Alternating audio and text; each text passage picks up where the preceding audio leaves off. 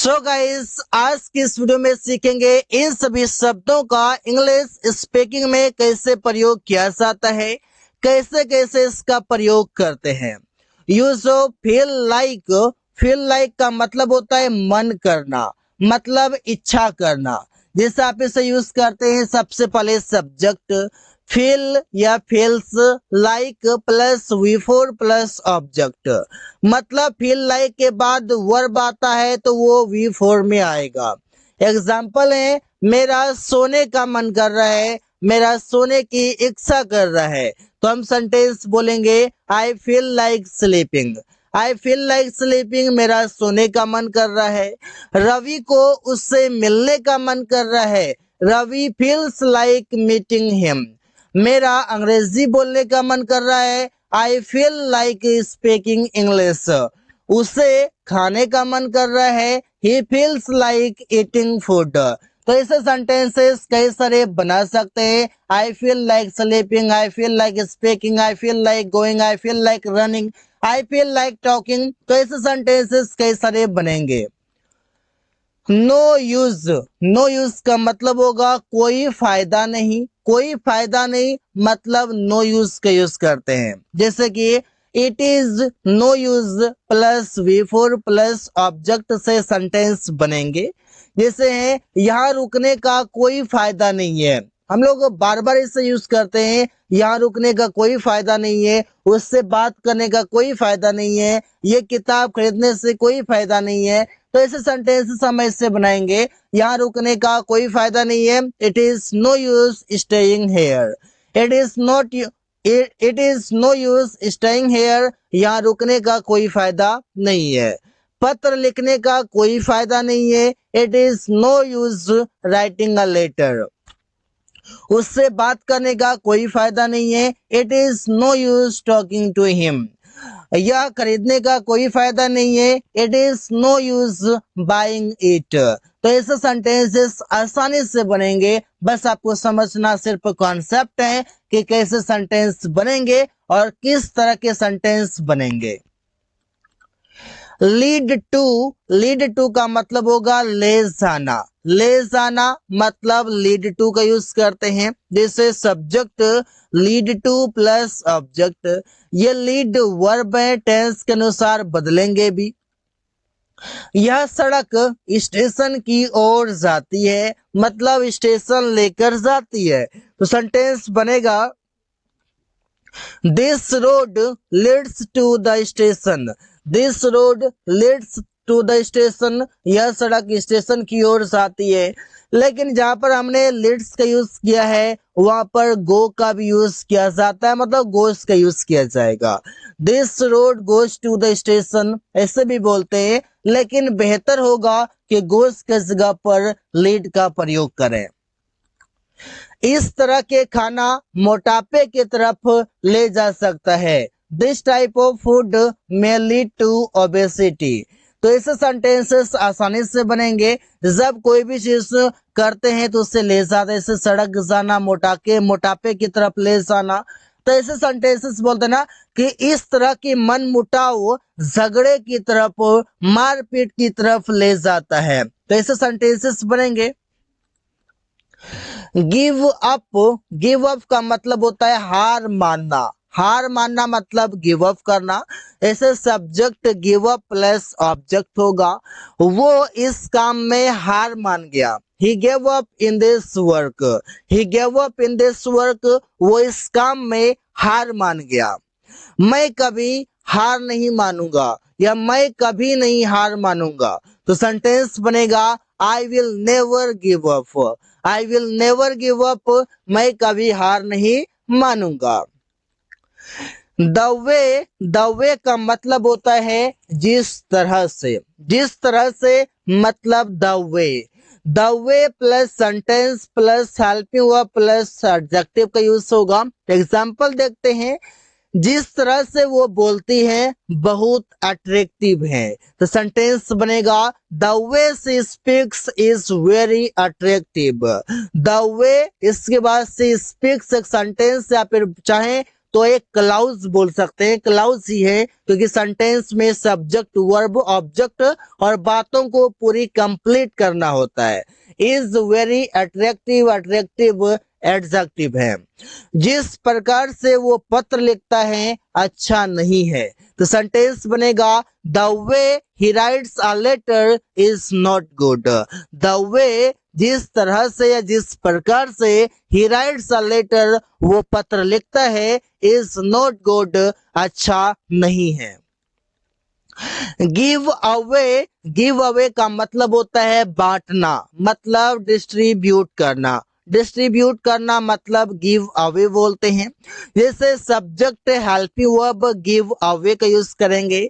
वो मिठाइयां बांट रहा था, he was giving the sweets away, giving away, ऐसे आप समझ सकते हैं। रवि किताब बांटेगा, Ravi will give the book away. तो करना क्या है, गिव के बाद यहाँ पर कोई भी ऑब्जेक्ट डाल देना है। जो भी चीजें बांटने की बातें होंगी, चाहे पैसे बांटना हो, किताब बांटना हो, कलम बांटना हो, मिठाई बांटना हो, चाहे कोई भी चीजें बांटना हो, वो ऑब्जेक्ट होगा।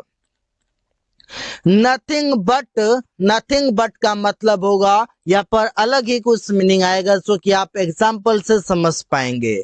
Subject helping verb nothing but plus object का यूज करेंगे। एग्जाम्पल होगा वो पानी ही पानी था, सॉरी वहां पानी ही पानी था, तो सेंटेंस बनेगा there was nothing but water there. वहां पानी ही पानी था, there was nothing but water there. यहाँ स्कूल ही स्कूल है, there is nothing but school hair.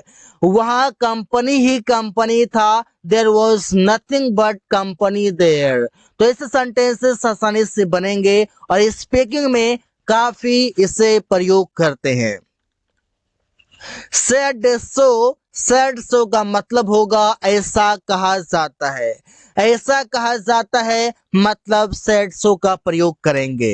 It is said so plus that plus sentence का प्रयोग करते हैं। ऐसा कहा जाता है कि भगवान एक है, तो सेंटेंस बनेगा it is said so that God is one. God is one, भगवान एक है। ऐसा कहा जाता है कि अमन बहुत ईमानदार लड़का है। It is said so that Aman is a very honest boy. ऐसे हम बोल सकते हैं ना, ऐसा कहा जाता है कि यह किताब बहुत ही अच्छा है। It is said so that this book is very good. ऐसे सेंटेंसेस आसानी से बनेंगे। अगला है वुड यू, इसका मतलब होगा करना चाहोगे। करना चाहोगे मतलब वुड यू का प्रयोग करेंगे। Would you plus like two plus V1 plus object plus question mark होगा। यहाँ पर यू इसलिए होगा क्योंकि यू सेकेंड पर्सन है, और सेकेंड पर्सन अगर है तो जब भी हम बातें करते हैं तो सेकंड पर्सन से ही करते हैं। एग्जाम्पल है क्या तुम पानी पीना चाहोगे, तो सेंटेंस बनेगा would you like to drink water. Would you like to drink water, क्या तुम पानी पीना चाहोगे। क्या तुम खाना खाना चाहोगे, would you like to eat food.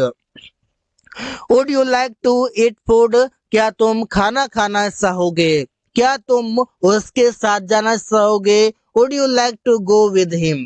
क्या तुम अंग्रेजी सीखना चाहोगे, would you like to learn English. क्या तुम यहाँ रुकना चाहोगे, would you like to stay here. तो ऐसे सेंटेंसेस कई सारे हैं जिसका हम प्रयोग कर सकते हैं। सो एज टू का मतलब होता है ताकि। ताकि के लिए और भी कई सारे वर्ड्स हैं, जैसे कि सो दैट भी हैं, इसे भी हम यूज करते हैं ताकि के लिए, लेकिन यहाँ पर जानेंगे सो एज टू का प्रयोग। Subject verb object plus so as to, और इसके बाद जो वर्ब आएगा फर्स्ट फॉर्म में प्लस ऑब्जेक्ट आएगा। एग्जाम्पल है मैं बाजार गया ताकि एक मोबाइल खरीदूं। I went to market so as to buy a new mobile. वो अंग्रेजी सीखता है ताकि एक अच्छा नौकरी मिल सके। He learns English so as to as to get a good job. तो यहाँ पर आप देख सकते हैं कि सो एज टू के बाद वर्ब का फर्स्ट फॉर्म आ रहा है और इसका मीनिंग है ताकि कोई काम कर सकूं या ताकि कोई काम करूं। इज यूज टू, इसका मतलब है कोई काम करने की आदत है, कोई भी काम करने की हैबिट है। जैसे subject plus is am are plus use to plus V4 plus object. उसे शराब पीने की आदत है, he is use to drinking wine. उन लोगों को चाय पीने की आदत है, they are use to taking a tea. उन लोगों को स्मोकिंग करने की आदत है, they are use to smoking. तो ऐसे सेंटेंसेस हम आसानी से बोल सकते हैं। जब भी कोई काम करने की आदत है, तुम्हें गेम खेलने की आदत है, you are use to playing the game. तो ऐसे सेंटेंसेस हम बना सकते हैं। इन ऑर्डर टू, और इसका मतलब होता है के लिए। के लिए हम यूज करते हैं फॉर। और भी बहुत सारे यूज वर्ड हैं हमारे पास, टू भी हैं, फॉर भी हैं और साथ ही साथ इन ऑर्डर टू है। सेंटेंस बनेगा वो अमीर बनने के लिए कड़ी मेहनत कर रहा है। सेंटेंस बनेगा he is working hard in order to become rich. फर्राटेदार अंग्रेजी बोलने के लिए आपको रोज अभ्यास करना चाहिए। You should practice daily in order to speak fluent English. फर्राटेदार अंग्रेजी बोलने के लिए in order to speak fluent English. Believed का मतलब होता है ऐसा मानना है। जैसे ऐसा माना जाता है कि रवि क्लास में सबसे तेज लड़का है। It is believed that Ravi is the most intelligent boy in the class. ऐसा मानना है, ऐसा माना जाता है कि प्रिया सुंदर लड़की है। It is believed that Priya is a beautiful girl. ऐसे सेंटेंसेस बनेंगे कई सारे। ऐसा माना जाता है, ऐसा मानना है, ऐसा बोल सकते हैं। एट ऑल का मतलब होगा बिल्कुल या फिर थोड़ा। बिल्कुल या थोड़ा के लिए प्रयोग कर सकते हैं एट ऑल। जैसे कि मुझे यह बिल्कुल भी पसंद नहीं है, I don't like it at all. Ravi बिल्कुल भी चाय नहीं पीता है, Ravi doesn't take a tea at all. Ravi doesn't take a tea at all, Ravi बिल्कुल भी चाय नहीं पीता है। तो ऐसे सेंटेंसेस कई सारे हैं जहां पर प्रयोग कर सकते हैं एट ऑल। मीनिंग होगा बिल्कुल या थोड़ा। So guys, thanks for watching, that's all for today.